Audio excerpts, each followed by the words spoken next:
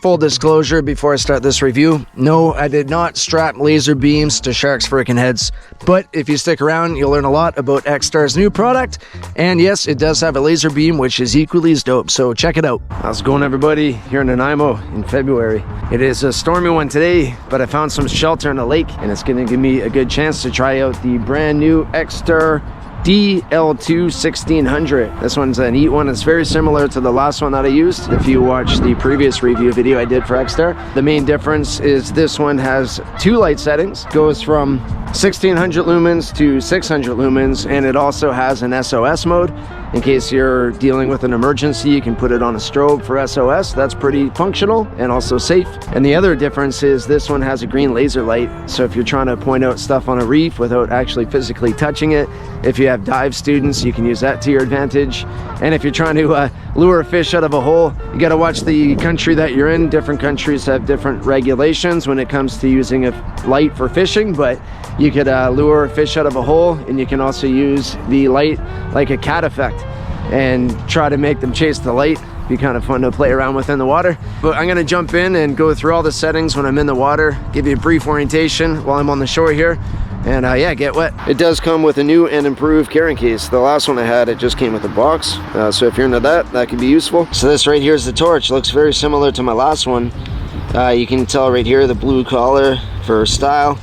Xtar, the manufacturer, has an on-off switch. This on-off switch you can lock, and right beside it is a battery light indicator. Green full, red is when it starts to die down, I believe, to 30%, and eventually it's going to flicker red when it's below 10%. That is very beneficial, especially on night dives or cave diving. The light comes with the wrist lanyard, which I already have installed. It comes with a charger. I'll maybe film that once I'm home because I forgot it at my house. But down here you got extra O-rings, which is pretty standard, and you have the operator's manual, which I always recommend reading through because you learn a lot of good stuff about maintenance and care.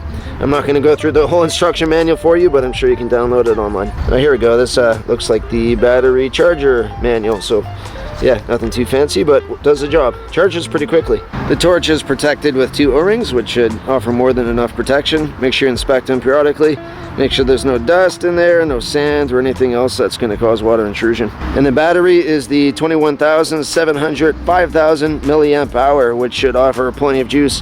I tried the USB-C direct battery in my last Xtar light. It wasn't made by Xtar, but it worked fine. So if you want to plug your battery right into a charger, you have that option too. Just have to buy an aftermarket battery. The functions are very easy to operate. One click is going to give you 1600 lumens. Second click drops it down to 600 lumens. With the SOS feature, that is 1600 lumens.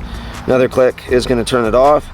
If you want to activate the laser light, you just hold down the power button, and it's hard to see because it's so bright, but you do have a laser in there. I can see it with the naked eye, but not with the camera. You'll see it a lot better once you're in the water. But it feels solid, a nice robust unit. I feel confident that if I was to drop this from this height, it's not going to break on me. I think it does have a 1 meter impact resistance. But yeah, it just feels solid. Feels like a lot of my other torches, and these ones are very, very competitive when it comes to pricing, especially for the unit that you get. There you go, that's a better demonstration. So there's your light, your laser, but you can also turn your light on and have a laser. You can do all three basically. Yeah, and to turn this off, you just hold it down. One more thing I like about the light is you have a locking mechanism. You just turn this quarter turn, and if you're throwing it in your backpack or something, you won't accidentally turn it on. Risk A, a fire hazard, and B, drain your battery so you don't have your torch for your dive. So that's nice. One thing I love about this torch is the fact that it's amphibious. So I can use it above water as well as in the water. For me, when I dive, I like to have a wider beam because I film a lot. This has a 6-degree beam, which is fairly narrow for my applications, but I'm going to leave this one in my vehicle. It's going to be a great backup, and I like how it has the SOS feature for safety. If I'm driving, getting in an accident in remote locations, and I have no cell phone reception, at least I can blast SOS to airplanes flying by. Now this torch is going to be an awesome light for me, and I'm excited to try it in the water. I'm gonna jump in now. I'll go through some other stuff when I'm in there. I had a guy a while ago reach out on Instagram. He told me he lost a pair of sunglasses here, so I told him I'd look for them and I forgot, so might as well do that while I'm in there. And this is gonna be a great torch to look for treasures in garbage. Mostly probably just find trash, let's be real. If you watch my videos, you'll notice I don't dive without a torch, and I don't dive without a wrist strap. This one was aftermarket. Xtar gave me one last time, I couldn't find it, but the Xtar one I prefer, because you can cinch it a bit tighter. I also use the wrist lanyard with the wrist strap, because I don't want to drop my light and lose it. The wrist lanyard offers more protection, more insurance. This light here has a very narrow beam. I wouldn't use this light if I was out filming a wall, but I would use this light if I'm out searching for treasure, which was my hopes here. When you're diving these lakes, the bottom is full of sediment. These weeds made it virtually impossible to look for anything cool, so I wish I brought this torch to a better spot and had some fish that I could try to play around with, but I wasn't successful with that, unfortunately. The laser was pretty cool though. I read online that one guy, he reviewed it, and he gives this light to his kids, and they have a blast shooting them at fish, and the fish follow the light around. They have a really good time, so that is something I'll try going forward. I can't confirm it works, but through the reviews I've read, people had a lot of fun with it. I know I said that at the beginning, but if you're a dive instructor, I could see that being an extremely useful tool. This light does have a narrow beam of 6 degrees. They do advertise on the box that it has a bit of a floodlight as well, but I would not be using this light if I was filming, which I made clear already. One thing about the waters I dive in the Pacific Northwest, we have a lot of backscatter. The conditions are often really murky and full of algae in the water column, so in order to cut through that, you do have to have a narrower beam, but I just find 6 degrees personally a bit too extreme. I said earlier with the SOS feature, you could blast it at an airplane. If you're on the water and you're dealing with an emergency, you can also flash down boats that are in the area. Never shine your laser at aircraft. That's a federal offense. They'll find out who you are and give you a huge fine, so just backtracking on what I said earlier.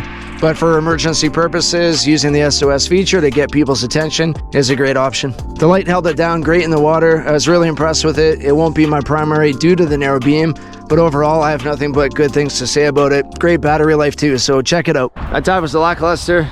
Didn't really see anything exciting. I didn't expect to. I thought it would be a bit better. Those weeds were 7-8 feet tall. I thought they would die off a bit in the wintertime. I was wrong. And the bottom was just covered in muck, so anything that was lost is pretty much unretrievable. I saw some cans, some bottles, but nothing that is really too detrimental to the environment, so I didn't do much of a cleanup. Grabbed a pair of goggles, that's about it. The light held it down though. Light was awesome. It's very similar to the last one I reviewed. The only real difference was the green laser beam, and that green laser beam would serve a purpose. I don't know if I'll find it too useful, but if you're a dive instructor, or depending on where you are on the planet, using it to lure a grouper and other fish out of holes, I think that'd be kind of fun. I should have brought this torch to a better spot to review. That's my bad. I thought I'd be able to search around for treasure, but I wasn't able to. But still, no fault of the light. The light is solid, and I would recommend it. I wouldn't recommend it personally as a primary, but a secondary light, or again, if you're a dive instructor, I think it's a wicked tool to have. Thanks, Xtar, for letting me review your product again. Much appreciated, and I'd stand by the product. They make solid stuff. Peace and love, everybody. If you enjoy this review, check out some of my others on my channel. I got a bunch. Peace.